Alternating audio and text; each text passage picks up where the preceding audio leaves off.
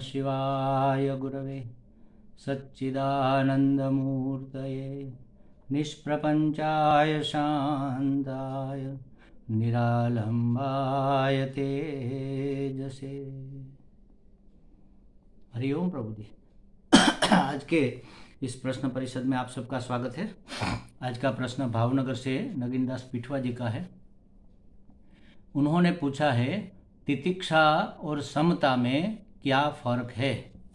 तितिक्षा में और समता में क्या फ़र्क है? एक तरह से दोनों मूल्य है, इस हिसाब से समान कैटेगरी में आते हैं। दोनों जीवन के मूल्य है, इसको हमारे जीवन में स्थान मिलना चाहिए। तितिक्षा सहनम सर्व दुखानाम अप्रतिकार पूर्वकम। हमारे जीवन में छोटे बड़े जो सुख दुख आते रहते हैं, परिस्थितिवश हमारे प्रारब्ध के अनुसार हमें जो परिस्थिति प्राप्त हुई है, उस परिस्थिति का स्वीकार करना बिना कोई मन में विरोध जगाए, अरुचि जगाए, उसका स्वीकार कर लेना, उसका नाम है तितिक्षा। सहनम सर्व दुखानाम, सभी दुख सुख जो भी आए, सुख भी उसमें आते हैं और दुख भी आ जाते हैं, दोनों को सहन करना। जैसे समझो कि बहुत गर्मी पड़ रही है तो कोई उपाय ही नहीं है ना। मन में अगर हम उत्पात करेंगे, कह रहे बहुत गर्मी पड़ रही है, आजकल तो बहुत गर्मी पड़ रही है, मर गए रे, अब तो भगवान दया करे तो अच्छा है, क्या अर्थ है इसका? ये विक्षिप्त करेंगे हमारे मन को, हमारी साधना के लिए रोड़ा बनेंगे, उसको अटका देंगे, उसका अवरोध करेंगे। तो ऐसा अवरोध न हो जाए, अपने मन को हम शांत रख सके, इसके लिए मन के अंदर कोई ककड़ाहट, कोई उत्पात न होने पाए, ऐसे मूल्य को तितिक्षा कहते हैं। जैसे गर्मी सर्दी सहन कर लेना, ये सब। तो सभी दुखों को परिस्थितिवश या आदि दैविक, आदि भौतिक, आदि आत्मिक, जो भी परिस्थिति, दुखद परिस्थिति हमारे जीवन में आती है, सुखद को तो हम सहन करना समझते ही नहीं, वास्तव में उसको भी सहन करना होता है। लेकिन दुख को ही यहाँ पहले तो पकड़ो कि उस परिस्थिति को हम स्वीकार कर लें। हमने अपने शरीर को, अपने मन को इतना रुजु बना के रखा है, इतना आराम प्रिय, सुविधा प्रिय बनाकर रखा है कि महाराज जरा सी गर्मी हुई, पंखा शुरू कर दिया, जल्दी करो पंखा, लाइट गई, 5 मिनट लाइट नहीं है तो हम बेचैन हो जाते हैं। अरे लाइट चली गई, अरे लाइट चली गई, गर्मी कितनी है, अरे लाइट चली गई। जो है सो है, उसमें क्या हम कर सकते हैं? जिसके बारे में हम कुछ कर नहीं सकते, उसको स्वीकार कर लेना, उसी में हमारी शांति, हमारी साधना का राह, रोड़ा नहीं बनेगा। ये परिस्थिति, इसको कहेंगे तितिक्षा। सहनम सर्व दुखानाम, सभी दुखों को सहना। कैसे? अप्रतिकार पूर्वकम, मन में उसका प्रतिकार नहीं करना।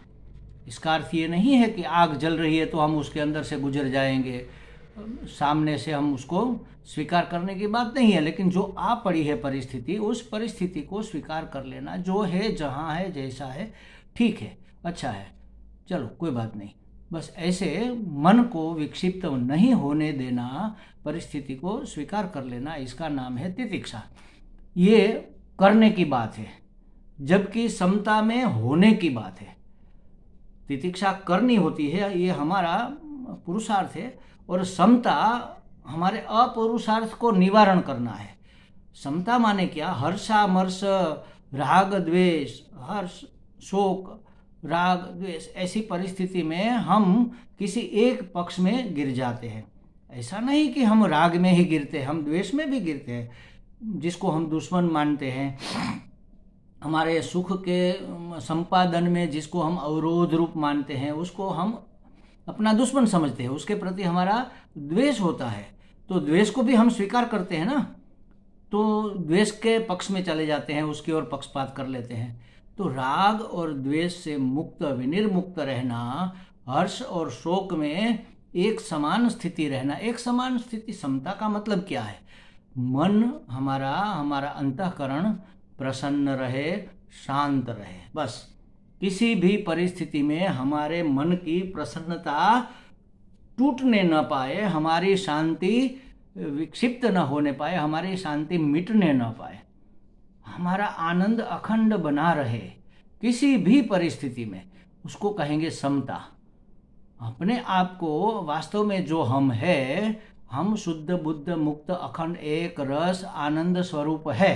अपने आनंद स्वरूप में अवस्थित रहना, अपना आनंद विक्षिप्त नहीं होने देना, अपनी शांति भंग नहीं होने देना, अपनी प्रसन्नता को संभाले रखना, इसके लिए जो मूल्य है उसका नाम है समता। सुख आए तो हम हर्ष से फूल गए, दुख आए तो हम ठुस हवा निकले हुए फुगे की तरह निराश हो गए, तो ये हमारे जीवन में नहीं होना चाहिए। समत्व हमारा स्वभाव है। मैं तो मानता हूँ गीता जी, पूरा गीता जी अगर एक शब्द में कहना है तो मैं उसको समता कहूँगा। भगवान ने भी कहा समत्वम योग उच्यते, परमात्मा के साथ, आत्मा के साथ, परम चैतन्य के साथ, अखंड आनंद के साथ जुड़ने का नाम योग। तो समत्वम योग उच्यते, ये जुड़ना किसको कहेंगे? समता में रहने को परमात्मा से जुड़ना कहेंगे। तो विक्षिप्त नहीं होना, मन को इधर उधर ढलने नहीं देना। अब एक वाक्य में कहे तो अपनी प्रसन्नता बनाए रखना, इसको कहेंगे समता। मैं अपने आप को सबसे ज़्यादा पसंद करता हूँ, लेकिन ऐसा मैं मुझे बिल्कुल पसंद नहीं है। अभी हम जैसे हैं वैसा हम अपने आप को पसंद नहीं करते। हम कैसा मैं चाहते हैं? प्रसन्न मैं, प्लीज्ड हूँ, क्या कहते हैं, चीयरफुल, प्रसन्न मैं हम चाहते हैं। तो अपने आप को प्रसन्न महसूस करना, विक्षिप्त नहीं होने देना, न तो राग में गिर जाना, न तो द्वेष में गिर जाना, शोक मोह में नहीं पड़ जाना, सुख दुख में नहीं हो जाना। दोनों प्रकार के जो द्वंद्व, परस्पर विरोधी द्वंद्व जिन शब्दों से कहे जाते हैं, उनमें अपनी स्थिति समान बनाए रखना। समान माने प्रसन्न। अब दुख आ गया तो हम दुखी है, अब सुख आ गया तो भी हम दुखी ही रहेंगे, अपनी स्थिति समान बनी रहेगी। ऐसी समान नहीं। समान का मतलब है न तो सुख में है न तो हम दुख में है। हम है और सुख दुख अपनी जगह है। हम बस देखते हैं, जानते हैं, उसको स्वीकार करते हैं। जैसा मैं हूँ ऐसा मुझे मैं स्वीकार करूँ। जैसा यह जगत है वैसा जगत मुझे स्वीकार्य है। और जहाँ जिस रूप में जगदीश है, ठीक है, उसका भी हमें स्वीकार है। वो जो करता है वो हमें स्वीकार है, वो हमारा भला ही करेगा। ईश्वर का विधान मंगलमय ही होता है। यह अगर हमारे दिमाग में बात बैठ गई तो समता में रहना बहुत आसान हो जाएगा। समता में रहना होता है और तितिक्षा करनी होती है। बस इतना सा फर्क है। दोनों जीवन के मूल्य है। जीवन को सुखमय बनाने के, प्रसन्न लाइफ, क्या कहते हैं, प्लीजेंट मैं, प्लीजेंट आई, खुश मैं, आनंदित मैं, क्या कहेंगे इसको, जो भी कहो, संतुष्ट मैं, परितुष्ट मैं, ऐसा अपने आप को बनाए रखना। मतलब है ही हम आनंद स्वरूप ही है, उसमें हम विक्षेप नहीं करेंगे। शांत सरोवर में हम कंकड़ फेंकेंगे तो फिर तरंग उठेंगे, हम कंकड़ नहीं फेंकेंगे।